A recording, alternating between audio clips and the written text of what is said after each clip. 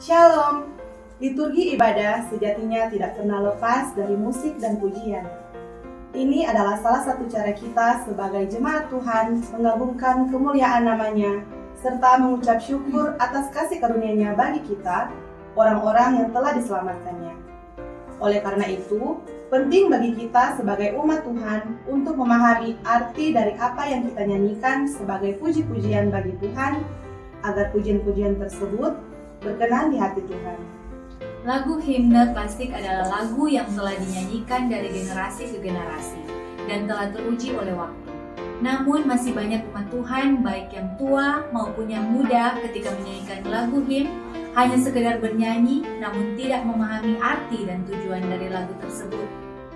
Mari kita menyisihkan sedikit waktu untuk membahas esensi musik dan pujian, serta mempelajari lebih dalam lagu-lagu himne klasik yang akan kita nyanyikan pada ibadah hari ini.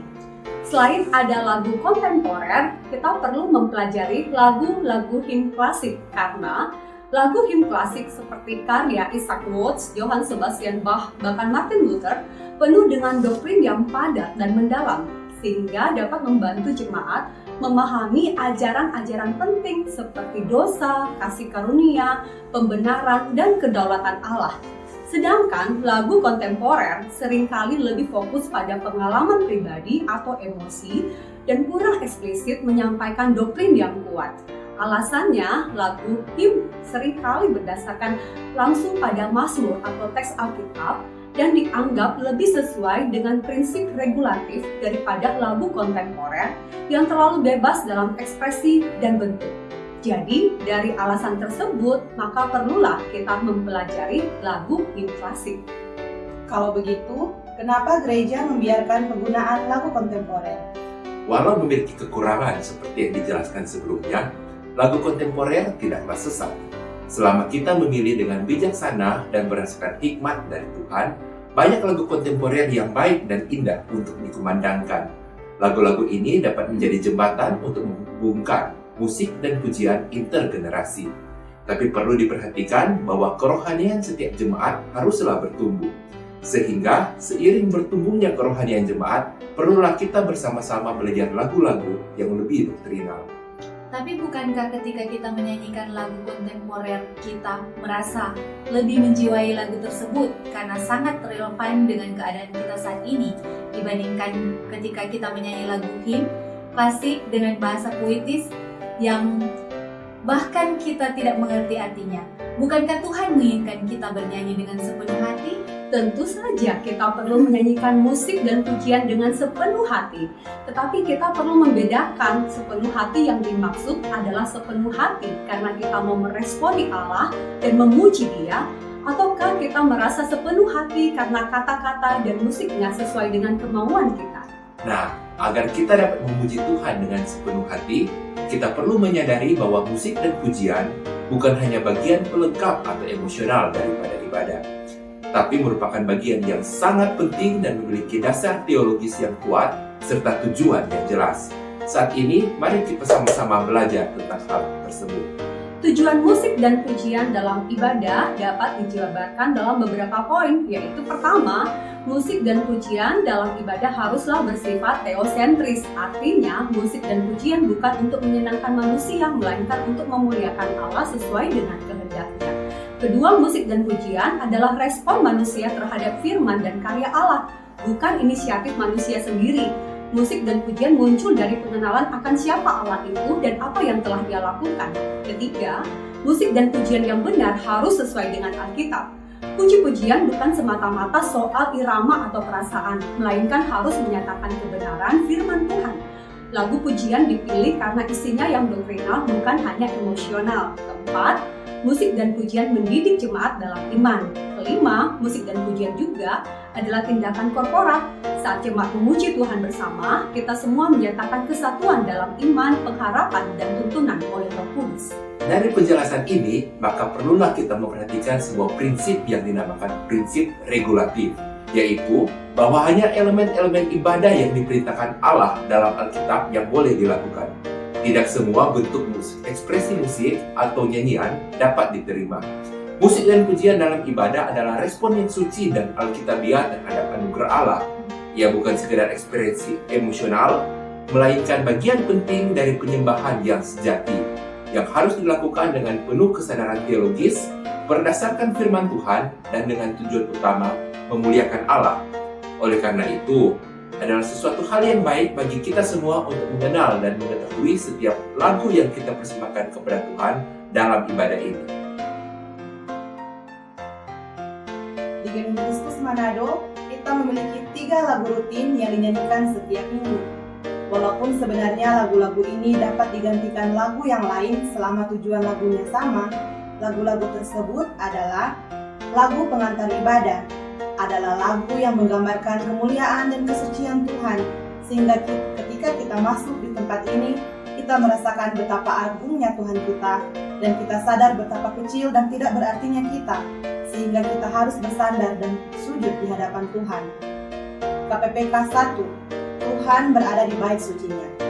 Lagu yang diambil dari Habakuk 2 ayat 20 ini mengingatkan kita bahwa Tuhan bukan saja hanya berada di bait sucinya, melainkan juga berkuasa dan hadir secara aktif di sana. Lagu ini mengajak semua orang dengan gentar datang, sujud dan menyembah Dia dengan penuh hikmat, serta menekankan pentingnya bait suci sebagai tempat Tuhan berdiam dan kebesarannya yang hadir di sana. Sedangkan lagu penutup ibadah adalah lagu puji-pujian untuk mengembalikan segala kemuliaan dan hormat kepada Allah Tritunggal. KPPK 53 Doksologi. Lagu ini dilatar belakangi oleh firman Tuhan dari Lukas 2 ayat 14. Kemuliaan bagi Allah di tempat yang maha tinggi dan damai sejahtera di bumi di antara manusia yang berkenan kepadanya. Penulis himne ini adalah Thomas Ken, seorang tokoh penting dalam gereja Inggris pada abad yang ke-17. Liriknya berisi pujian kepada Tuhan yang merupakan sumber segala berkat. Lagu ini sering dinyanyikan di akhir ibadah karena pujian yang ringkas dan dalam, untuk mengembalikan segala kemuliaan kepada Tuhan. KPPK 427, Amin. Sesuai judul dan satu-satunya lirik lagu, Amin berarti pasti atau kepastian ataupun sebagai ungkapan pengharapan, kiranya demikian. Lagu ini digunakan sebagai ungkapan iman dan syukur kepada Tuhan. Selain lagu rutin, terdapat juga lagu yang diganti setiap minggunya.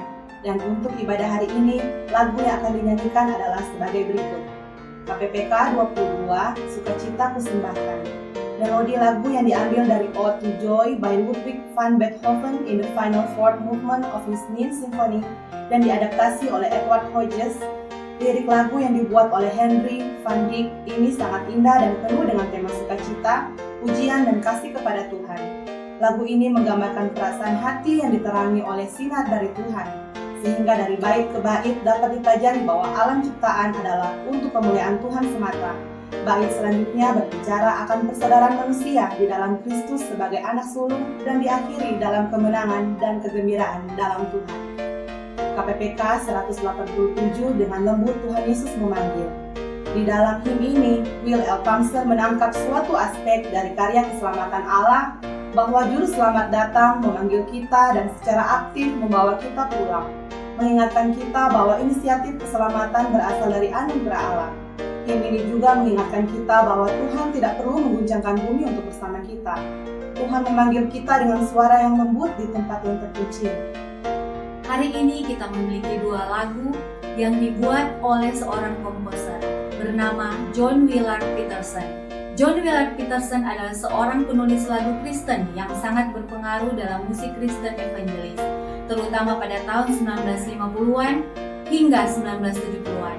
Dia dikenal karena menulis lebih dari 1000 lagu dan 35 kantata. Peterson juga merupakan penulis lagu yang cukup dipengaruhi oleh musik modern. Peterson sering menulis lagu yang mencerminkan iman dan komitmennya yang dalam kepada Tuhan. KPPK 176 Sorga Turun Penuhi Hatiku. Himne ini didasari dari sebuah kesaksian seorang Kristen yang didengar dan diadaptasikan oleh Peterson, di mana kesaksian itu menjabarkan bahwa pengalaman pertobatannya terasa seperti surga yang turun dan ucapan syukur memenuhi jiwaku. Peterson menyadari betapa indah gambaran dari perasaan ini dan menuangkannya dalam lagu. Kalimat ini pun dapat diartikan sebagai Yesus turun dan kebaikan serta pengampunan dari Allah memenuhi memenuhi hatiku. KPPK 233, aku percaya padanya. Lagu ini menekankan iman dan kepercayaan kepada Tuhan Yesus Kristus sebagai juru selamat dan sumber kehidupan. Selain itu, lagu ini juga menggambarkan pengharapan dan keyakinan bahwa Tuhan Yesus akan selalu menyertai dan menopang hidup kita. Dengan mengetahui latar belakang dan tujuan dari musik dan pujian yang akan kita nyanyikan hari ini, kami mengajak seluruh jemaat agar dapat menjadi bagian dari puji-pujian dan menyanyikan setiap lagu dengan motivasi dan tujuan yang benar. Karena Tuhanlah penonton dari segala pujian yang kita naikkan. Biarlah segala musik dan pujian hari ini menyenangkan hatinya. Karena musik dan pujian bukan tentang saya, tetapi tentang Tuhan.